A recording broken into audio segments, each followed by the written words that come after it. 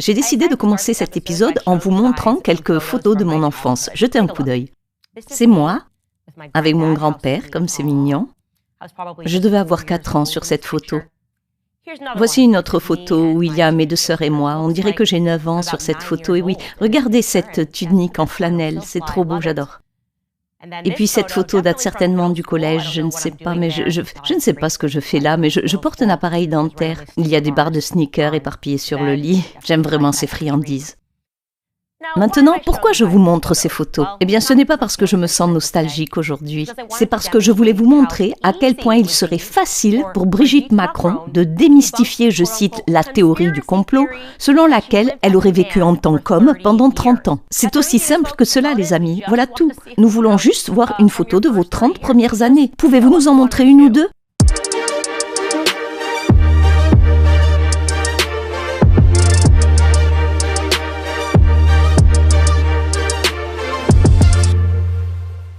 Très bien les amis, nous étions top tendance hier en France. Oui, Candace Owen en France. Une grosse affaire, j'adore. Pourquoi?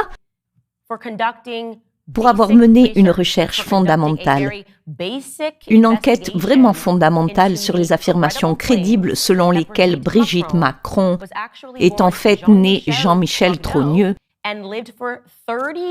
et a vécu pendant 30 ans en tant qu'homme avant de transitionner en femme. Et devinez quoi? Emmanuel Macron est furieux. Il est très énervé. Regardez ce titre du Daily Mail. On peut y lire « Emmanuel Macron, furieux, s'exprime enfin sur les affirmations selon lesquelles sa femme Brigitte est née homme. » Oh! Il est vraiment furieux. Il est tellement furieux. Que va-t-il faire? Eh bien, je lui suggère de montrer des photos des 30 premières années de la vie de sa femme. C'est aussi simple que ça. Tant de colère, tant de noms, tant d'insultes, tant d'attaques ad nominem. Aucune tentative de débunkage. Pourtant, c'est si facile. C'est vraiment si facile. Pourquoi est-ce si important? Certains se demandent pourquoi c'est important. Je veux juste vous demander de revenir en arrière. Vous êtes fou pour demander pourquoi quelque chose d'aussi énorme aurait de l'importance. Cela signifierait que la France est potentiellement dirigée par un menteur psychopathe et un pédophile. Telles seraient les implications s'il s'avérait que cette affaire est vraie. Cela signifierait également que l'ensemble de la presse française est impliquée dans la tentative de dissimulation de cet énorme mensonge. Pour quelle autre raison est-ce important? Jetez un coup d'œil à ce tweet écrit par ce ressortissant français. Il se traduit en gros par « La folie, c'est d'avoir fermé les yeux, nous les Français, en 2017. Accepter qu'un enfant vampirisé par un adulte devienne notre chef, sans même se soucier de la morale et de l'éthique, sans même reconnaître que cela ait forcément une incidence psychotique sur le bonhomme. » En d'autres termes, c'est très important, parce que, comme je l'ai dit, cela signifierait que la France, très semblable à l'Amérique, n'a pas de presse. Nous n'aurions qu'une extension du gouvernement qui fait semblant de rapporter les informations. Cette fois-ci, les informations sont très crédibles, si seulement ils voulaient en parler. L'histoire ici semble incroyablement crédible. Et je pense que c'est encore plus crédible en raison du niveau incroyable du détournement qui est en cours de la presse française dans son ensemble. La presse grand public attaque. Théorie du complot, débunkage, extrême droite, transphobe, bla bla bla bla bla bla. Ces tours de magie ne fonctionnent plus. Réveillez-vous. Ça ne marche plus. Nous n'en avons plus rien à faire. Les habitants de tous ces pays en ont assez d'être régulièrement traités de tous les noms alors que vous n'avez aucune preuve du contraire. Et peut-être que la raison pour laquelle des gens comme moi existent et ont une tribune, c'est parce que vous avez menti sur absolument tout. Vous ne cessez de vous faire prendre en flagrant délit de mensonge. Par exemple, le Covid. Nous avons dénoncé cette fraude dès le début. Désormais, tout le monde admet que peut-être on s'est trompé. Non, non, non. Vous avez toujours su que vous vous trompiez. Vous avez testé le pouvoir dont vous disposiez au niveau international en ce qui concerne le Covid. Forcez les gens à se conformer à des absurdités. Aussi avec BLM. Je me suis immédiatement demandé où allait tout cet argent. Puis j'ai révélé qu'il s'agissait d'une fraude dans un documentaire entier. Donald Trump, oh, il est comme Adolf Hitler. C'est un mensonge. La Russie, l'Ukraine, l'ordinateur portable de Hunter Biden. Vous n'arrêtez pas de mentir. Ce que j'ai à faire est en fait très simple et très amusant. Mon travail est en fait si facile. Tout ce que j'ai à faire, c'est de ne pas mentir et de ne pas tromper le public. J'essaie de répondre à leurs questions. Récapitulons brièvement ces affirmations. Et si vous ne savez pas de quoi nous parlons, retournez au début et regardez l'épisode de lundi. Il a déjà été visionné plus d'1 million de fois. Les gens du monde entier sont attentifs car, comme je l'ai dit, les mensonges racontés dans la presse en ce moment sont absolument insensés. Je récapitule brièvement. Premier point, on prétend que Brigitte Macron a vécu en tant qu'homme, prénommé Jean-Michel, pendant 30 ans avant de devenir Brigitte. Voici une photo, côte à côte. C'est tout de suite très crédible. Deuxième point, Brigitte Macron affirme que non, Jean-Michel est son frère. Le problème, c'est que son frère a disparu. Elle prétend que son frère est en vie. Il serait très facile pour elle de se promener avec lui et de dire « Voici Jean-Michel ». Il se trouve que nous nous ressemblons, mais non, Brigitte Macron refuse de le faire. Et puis en termes de données généalogiques, les gens sont sur Internet et cherchent. Ce qu'ils ont révélé, c'est qu'une personne nommée Jean-Michel a existé pendant une 30aine d'années, puis a cessé d'exister. Et tout à coup, Brigitte Macron est arrivée et a existé. Donc oui, c'est problématique. Troisième point, il n'existe aucune photo de Brigitte Macron au cours des 30 premières années de sa vie. C'est le point le plus important. Encore une fois, comme je l'ai démontré, il est très facile de montrer des photos de votre vie durant vos 30 premières années. En fait, c'est le contraire qui se produit. À un moment, la presse a essayé de faire passer une photo en noir et blanc de sa fille et a dit « Voilà Brigitte ». Une tentative désespérée de prétendre que Brigitte a existé en tant qu'enfant. Voici une photo côte à côte. Il s'agit manifestement de Tiffen sur cette photo. Tiffen est le nom de sa fille. C'est donc bizarre. Et c'est tellement bizarre qu'ils appellent la police, menacent les gens qui couvrent l'histoire. C'est vraiment bizarre. Quatrième point, la presse internationale n'a pas pu localiser son prétendu ex-mari avec lequel elle aurait eu 3 enfants. Et ce n'est pas rien. Lorsqu'Emmanuel Macron est devenu président, la presse internationale, qui n'essayait pas d'élaborer une théorie de complot, s'est contentée de dire « C'est bizarre, nous n'avons pas trouvé son ex-mari ». Et ce qui est peut-être encore plus bizarre, c'est qu'ils ont également essayé de faire passer une fausse photo de lui pour une preuve de son existence. Voici la photo de lui qui a été diffusée. Il s'agit en fait d'une photo de la faculté de l'école où Brigitte enseignait, à la Providence. L'homme sur cette photo s'appelle Claude Hugo, un collègue enseignant. Mais que se passe-t-il donc? Ce qui nous amène au 5e point. Si ces affirmations sont vraies, elles devraient faire l'objet d'une enquête. Cela signifierait que Brigitte Macron est en fait âgée de 78 ans, soit 8 ans de plus que ce qu'elle prétend. Ce que confirment d'ailleurs les diverses interviews accordée au cours des années, où Brigitte semble toujours oublier l'âge qu'elle est censée avoir. Par exemple, comme nous l'avons évoqué, elle a déclaré de manière peu plausible qu'elle vivait aux États-Unis lors de l'alunissage de 1969. Sauf que cela aurait fait de Brigitte une jeune fille de 16 ans. Elle a dit qu'elle vivait seule lors de l'alunissage. Non, les jeunes de 16 ans ne sont pas autorisés à vivre seuls aux États-Unis. Mais si elle avait 8 ans de plus, si Brigitte avait 24 ans, elle aurait très bien pu vivre seule. Aujourd'hui, nous allons nous pencher sur quelque chose que les gens ne comprennent pas très bien. Je veux donc que ce soit clair pour vous. La question est de savoir comment elle a pu avoir des enfants si elle était un homme. Vous pouvez voir une certaine ressemblance entre elle et Tiffen. Cela ne fait aucun doute, n'est-ce pas? Kenden, ça n'a pas pu se produire, c'est ridicule. Eh bien les gars, on prétend qu'elle a engendré les enfants. Encore une fois, je dis cela prétendument. Et je vais vous présenter cette théorie. Ce qui est affirmé est que, tout en vivant comme un homme, Jean-Michel a engendré des enfants. Et ce sont les 3 enfants que vous voyez aujourd'hui. Nous allons donc passer cette partie en revue lentement. Rappelez-vous que la presse internationale n'a pas pu trouver la moindre trace de son prétendu ex-mari qui aurait été un grand banquier. C'est un peu bizarre de ne pas pouvoir trouver un grand banquier.